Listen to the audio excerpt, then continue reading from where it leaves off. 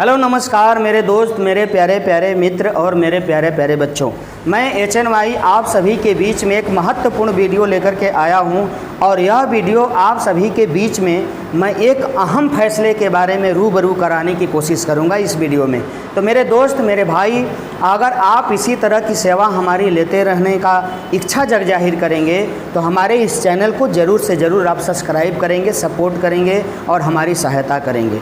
तो मेरे दोस्त, मेरे भाई, आप सभी को जान करके यह बिल्कुल अजीब नहीं लगेगा, क्योंकि जो भी फैसला होता है वो अजीब लगने के लिए नहीं बल्कि उसको एक्सेप्ट करने के लिए। और हमारे देश में, हमारे भारत जैसे महानतम देश में, भारत जैसे विशालतम देश में यह फैसला बिल्कुल ज़रूरी है, क्योंकि इस फैसले के बिना हम और आप जनसंख्या कानून नियंत्रण को फॉलो नहीं कर सकते हैं। तो मेरे भाई, मेरे दोस्त, सुप्रीम कोर्ट ने इसी चीज़ को देखते हुए एक अहम फैसला दिया है हमारे देश के लिए, हमारी ख़ास तौर से उन महिलाओं के लिए जो नासमझ हैं, जो समझ नहीं पाती हैं, या फिर जो डरती हैं, या फिर उस काम को करने से भड़कती हैं, दूर हटती हैं किसी चीज़ के लिए, या फिर समाज के डर से। तो मेरे दोस्त, मेरे भाई, मैं आपको बिल्कुल रूबरू कराऊंगा इस घटना के बारे में कि आखिरकार यह फैसला दिया किस लिए गया है। तो मेरे बोर्ड के पीछे मेरे पीछे आप बोर्ड पे देखेंगे कि उच्चतम न्यायालय में जस्टिस चंद्रचूड़ सिंह का अहम फैसला। कहने का मतलब यह है कि उच्चतम न्यायालय में जस्टिस चंद्रचूड़ सिंह ने एक ऐसा क्या फैसला दिया है जो सभी को बिल्कुल अचंभट में डाल दिया।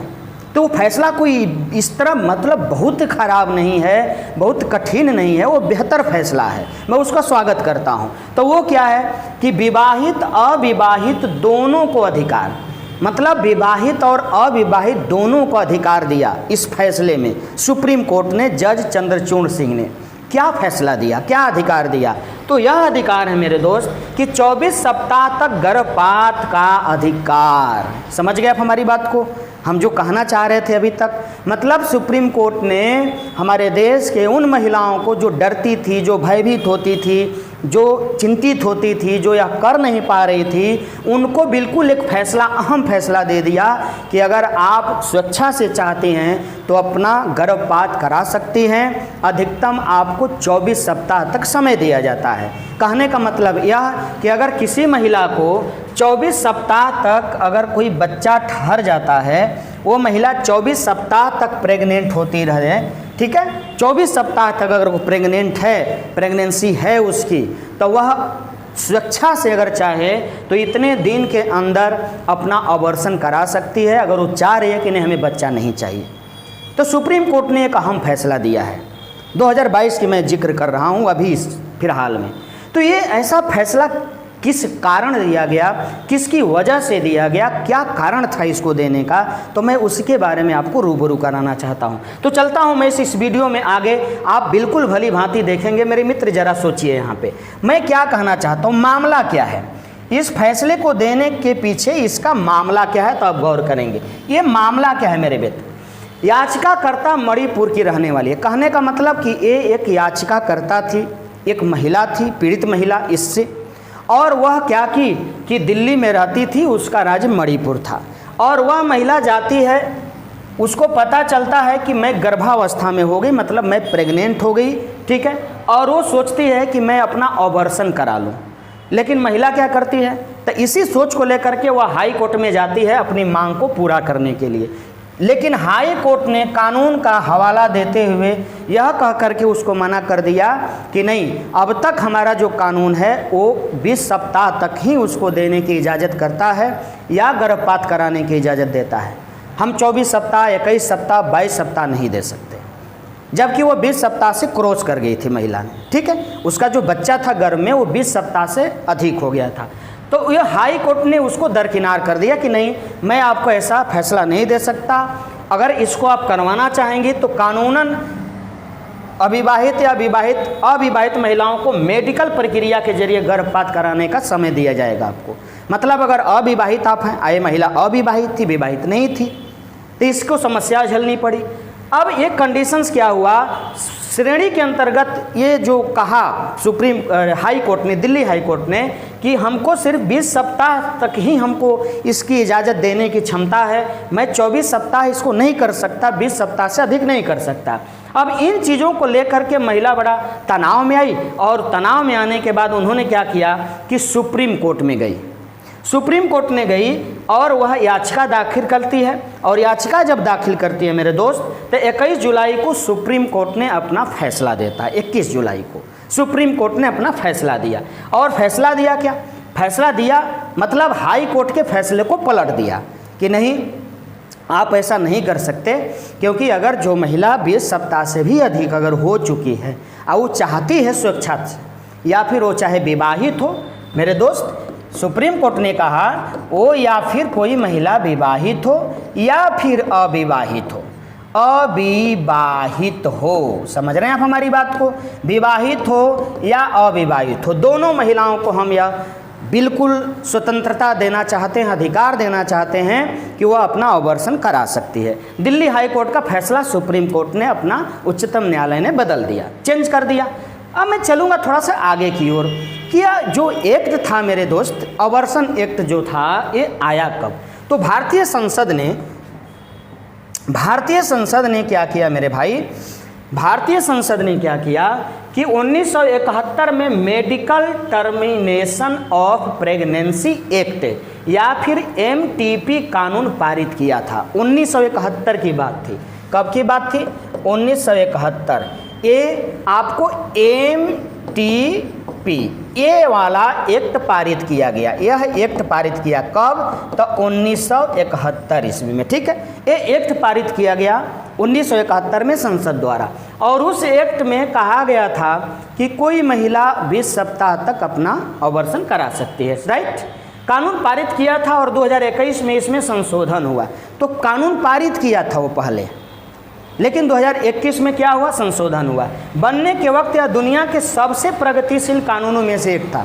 जब हमारे भारतीय संसद में यह कानून बना तो दुनिया के सबसे प्रगतिशील देशों में से एक कानून था, महत्वपूर्ण कानून था। इसकी मुख्य विशेषताएं गर्भपात के लिए गर्भ अवधि की अधिकतम सीमा 20 सप्ताह तक थी, लेकिन इसको संशोधित अधिनियम 2021 में इस अवधि को 20 सप्ताह से बढ़ाकर कितना कर दिया गया? तो 24 सप्ताह कर दिया गया। ये दुनिया का मतलब 1971 में आया था, वो अवधि कितनी थी? तो 20 सप्ताह, लेकिन इसको 2021 में क्या किया गया? संशोधित किया गया, और संशोधित करके कितना कर दिया गया मेरे भाई? तो 24 सप्ताह कर दिया गया। मतलब 1971 ईस्वी में जो यह संशोधन आया था मेरे मित्र, तो उसमें सिर्फ 20 ही सप्ताह थे, यहाँ जो आपको जिक्र किया जा रहा है। लेकिन 2021 में जो संशोधन हुआ हमारे संसद के अंतर्गत, कोर्ट के अंतर्गत, तो वो कितना कर दिया गया? तो वो आपको 20 सप्ताह से बढ़ा करके 24 सप्ताह कर दिया गया। ये अच्छी बातें हैं, बिल्कुल सभी को अच्छी लगेगी, बात हमारी समझ रहे हैं। तो ये सुप्रीम कोर्ट ने इस संशोधन को परिवर्तन किया, और दिल्ली हाई कोर्ट के फैसले को भी आपको क्या कर दिया गया? चेंज कर दिया गया। ये आपको 51 साल में पहली दफ़ा चेंज हुआ, संशोधन हुआ। अब मैं थोड़ा चलूँगा एक और पॉइंट पे। मैं आपको बताना चाहूँगा मेरे दोस्त, मेरे भाई, कि हमारे देश में सुरक्षित गर्भपात से ज़्यादा असुरक्षित गर्भपात मौजूद है। मतलब असुरक्षित गर्भपात हमारे देश में सबसे अधिकतम है, ठीक है। असुरक्षित गर्भपात हमारे देश में सबसे अधिकतम है, और असुरक्षित गर्भपात हमारी महिलाओं के लिए खतरा भी बन जाता है।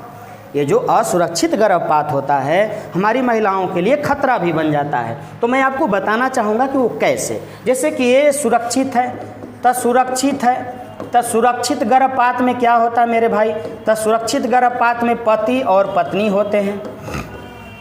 पति और पत्नी, अगर पत्नी चाहे, पति चाहे कि नहीं हमें अगर एक्स्ट्रा बच्चा नहीं चाहिए, या फिर कोई बच्चा अगर इन पति पत्नी को ऐसा महसूस होता है, ऐसा पता चल जाता है कि उनका बच्चा जो है लूल्हा लंगड़ा है, बात हमारी समझ रहे हैं, लूल्हा लंगड़ा है, तो वैसी परिस्थिति में वह पत्नी अगर चाहे तो अपनी मर्जी से अबॉर्शन करा सकती है।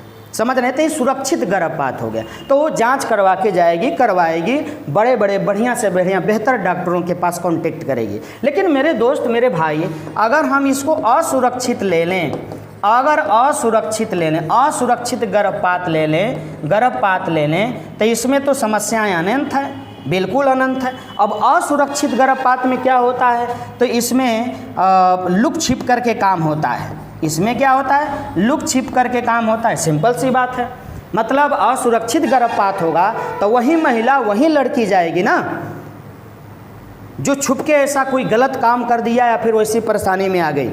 वो तो डायरेक्ट इस तरह कर नहीं सकती, और वो उन्हीं झोला छाप डॉक्टरों के पास जाएगी जिनको कुछ नॉलेज नहीं है, जिनको कुछ ज्ञान नहीं है, जो बेहतर उसका ट्रीटमेंट नहीं कर सकते। तो वैसी परिस्थिति में होता क्या है मेरे दोस्त, तो ये मैं आपको एक आंकड़ा बताना चाहता हूँ कि क्या होता है, कैसी परिस्थिति आती है। देश में सुरक्षित गर्भपात की तुलना में असुरक्षित गर्भपात की संख्या अधिक है। असुरक्षित की संख्या क्या है, अधिक है, बिल्कुल अधिक है। राष्ट्रीय स्वास्थ्य मिशन वार्षिक रिपोर्ट 2020 के मुताबिक कुल मातृ मृत्यु दर, मतलब जो माता है उसकी मृत्यु दर जो है मेरे भाई मेरे बच्चे, वो 8% असुरक्षित गर्भपात के कारण होती है। सोचिए ज़रा, अगर कोई माता की मृत्यु होती है वैसी परिस्थिति में तो 8% मौतें असुरक्षित गर्भपात से होती है। गौर करेंगे ज़रा, जो महिलाएं जीवित बच जाती है असुरक्षित गर्भपात में, जो महिलाएं अगर जीवित बच जाती है उन्हें लंबे समय तक खून की कमी, खून का फ्लोटेशन, खून का बहाव, ब्लड का गिरना, वैसी समस्याएं आती रहती है। संक्रमण और बांझपन जैसी जटिलताओं का सामना करना पड़ता है। मतलब उनमें से 8% तो गुजर गई, मर गई, और उनमें से जो बचती हैं उनको खून की कमी, संक्रमण और बांझपन की जटिलताओं का सामना करना पड़ता है। संयुक्त राष्ट्र संघ जनसंख्या कोष ने UNFPA की एक state of the world population report 2022 के अनुसार असुरक्षित गर्भपात भारत में मातृ मृत्यु दर का तीसरा प्रमुख कारण है। मतलब भारत में जितने भी मातृ मृत्यु दर होता है, मतलब माता की मृत्यु होती है, उसमें तीसरा सबसे बड़ा कारण क्या है, तो असुरक्षित गर्भपात है भारत के अंदर। तीसरा किसने आंकड़ा दिया, तो UNFPA। कौन दिया भैया, UNFPA। ये दिया आपको कि भारत में 2022 के आंकड़ा के अनुसार मैं बता रहा हूँ कि भारत में जो मातृ मृत्यु दर है वो तीसरा कारण क्या है, उसका तीसरा सबसे अधिक मृत्यु दर कहाँ से होती है, तो आपको असुरक्षित गर्भपात के कारण होती है। ठीक है, हर दिन करीब 8 महिलाओं की मृत्यु हो जाती है, हर दिन करीब, ये मेरे भाई महीने में नहीं, हर दिन, मतलब प्रतिदिन जो मृत्यु होती है वो असुरक्षित गर्भपात के कारण प्रतिदिन 8 महिलाओं की मृत्यु हो जाती है हमारे देश में। ये आंकड़ा किसने दिया, तो UNFPA ने आंकड़ा दिया 2022 में। तो मेरे दोस्त मेरे भाई, ये जो असुरक्षित गर्भपात, सुरक्षित गर्भपात, इसके आंकड़ों में उलझनों में फंस करके हमारा देश बड़ा कठिनाइयों से जूझ रहा था। लेकिन इन्हीं चीज़ों को देखते हुए सुप्रीम कोर्ट ने, SC ने, उच्चतम न्यायालय ने और उसके जस्टिस चंद्रचूड़ सिंह के बेंच ने एक अहम फैसला दिया, और वह अहम फैसला यह था कि चाहे वह विवाहित महिला हो या फिर अविवाहित महिला हो, वह स्वेच्छा से चाहे तो 24 सप्ताह तक अपना गर्भपात करा सकती है। समझ गए हमारी बात को। तो मेरे दोस्त, ये मैं जो आपको इन्फॉर्मेशन दिया, ये जो मैं आपको सेवा दी, ये हमारा प्रयास आपको कैसा लगा, आप पढ़ करके इस वीडियो को पूरा देख करके ज़रूर कमेंट करेंगे और हमें बताएंगे कि हम आपकी सेवा में किस तरह से परफेक्ट गुजर पा रहे हैं। अगर आप नए होंगे तो इस चैनल को ज़रूर से ज़रूर सब्सक्राइब करेंगे, बेल आइकन को ज़रूर दबाएंगे, ताकि इसी तरह की सूचनाएं और इसी तरह की सर्विस आपको हमारी तरफ से सतत मिलती रहे। इसी चीज़ के साथ मैं आप सभी से विदा लेता हूँ। जय हिंद।